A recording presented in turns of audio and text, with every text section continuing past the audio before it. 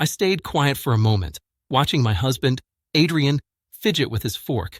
The tension at the dinner table was thick, but I hadn't realized just how tense it had become until I saw the way his jaw clenched when I laughed at something Simon, my best friend since college, had said. I didn't mean anything by it at first. Simon had cracked a joke about my terrible cooking skills, and I had playfully rolled my eyes. But Adrian's face had gone stiff, his hand gripping his glass as if it might shatter. I should have noticed sooner. The tiny cracks had been there for months, subtle hints of discomfort that I had dismissed as nothing. Yet tonight, it felt like I had finally poked at the fragile edge of something deeper. Really, Adrian, you're still worried about me and Simon? I teased lightly, trying to ease the awkwardness, but I could see it only made him tighten further. He looked at me, and for the first time in weeks, maybe months, I saw the storm behind his eyes, a mix of confusion and resentment. I had always considered Adrian confident, a man who could handle anything, but there he was, quiet, calculating, silently seething. I leaned back, sipping my wine. I mean, he's my best friend. You trust me, right? The words slipped out casually, almost too casually, as if repeating them enough times could convince both him and me that nothing had changed. But the truth? I had been careless. I had laughed too loudly, leaned too close, shared inside jokes, and assumed that our long marriage meant I could ignore the delicate balance of his pride. I thought jealousy was natural, even cute, something that would fade when I reassured him. I had no idea it had been growing quietly, unchecked, into something corrosive. Adrian placed his fork down slowly, his movements deliberate. "It's not that I don't trust you," he said, voice low, measured, almost too calm.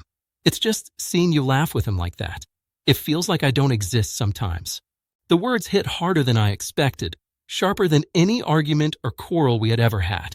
I had teased, laughed, made jokes, and never considered that my playful banter could feel like a knife in his chest. For the first time, I realized my actions had a weight I hadn't accounted for. "Adrian, I'm sorry," I said softly, trying to bridge the gap, but I could see he wasn't ready for softness.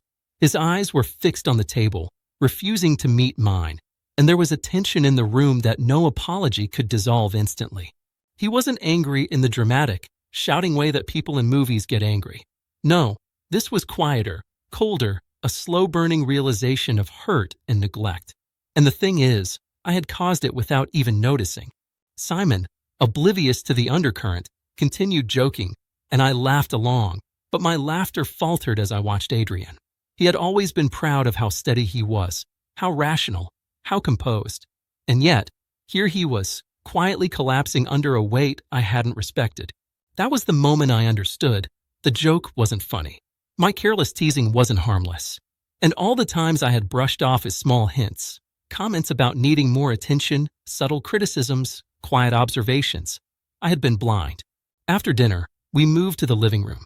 Adrian didn't follow immediately, and when he did, he stood by the window, arms crossed, looking out but not seeing. "I don't want to make this a big fight," he said. I feel invisible sometimes." His voice cracked slightly, not with anger, but with the weight of unspoken disappointment. I swallowed hard, realizing that the years of my thoughtless humor, the way I assumed our bond was unshakable, had built a quiet wall between us. And now, it loomed taller than I had imagined. I sat down beside him, careful not to invade the space he seemed to need. "Adrian, I never meant to make you feel that way," I said. "I love our friendship. I love Simon, but I love you too. You're my husband. I should have been more careful." The words were heavy, true, and for the first time, I spoke them not as a reassurance to him, but as a confession to myself. He let out a breath, slow, deliberate, as if he were measuring each word. "It's not just tonight," he admitted. "It's the months of little things, the moments when I felt sidelined, ignored. I know you care about me, but I don't feel like it sometimes. And that hurts more than you know." He finally turned to me, eyes locking, and there was a raw vulnerability I had rarely seen in him. He wasn't demanding, yelling, or begging. He was stating a truth, simple and undeniable, about the way he felt and the way I had unintentionally contributed to it. I reached out, my hand brushing his, tentative, almost afraid of his reaction. "I see it now," I whispered. "I wasn't paying attention, and I should have. I let my laughter, my teasing, my need for humor overshadow what you were feeling. I didn't notice the quiet erosion of your trust, the way my jokes piled up and became a wall instead of a bridge. Adrian looked down at our hands, then back at me. I don't want this to be a fight, he repeated. I just want to feel safe, wanted, seen. His words weren't dramatic, but they hit harder than any argument could. He didn't want confrontation. He wanted recognition, presence, and respect. And I realized, painfully, that I had failed to provide it. Not in an obvious, catastrophic way, but in small, persistent, careless ways that accumulated into a silent chasm. We spent the rest of the evening talking, slowly, carefully. Every sentence, every pause mattered.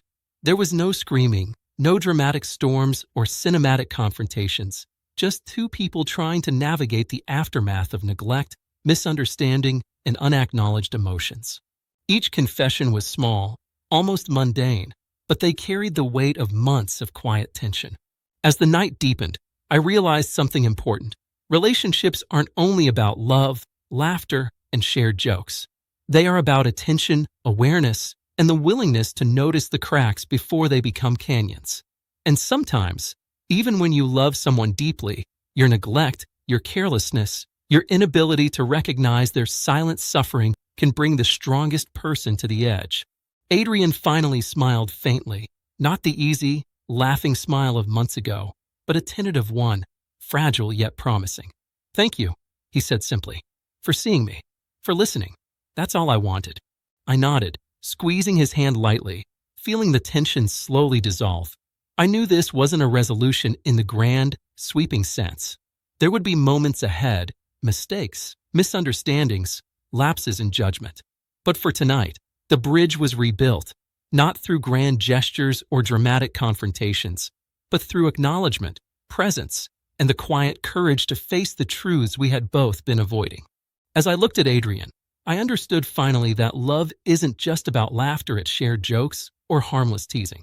It's about recognizing the humanity in the person beside you, feeling their pain without judgment, and committing to care even when it's uncomfortable.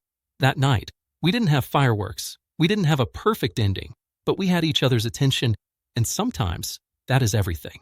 And as we sat there, quiet, holding hands, I promised myself to never let casual mockery or careless humor undermine the person I love. The lesson had been harsh, but unforgettable. And maybe, just maybe, we would laugh together again, not at the expense of each other, but with each other, stronger for having faced the silent storms of our hearts.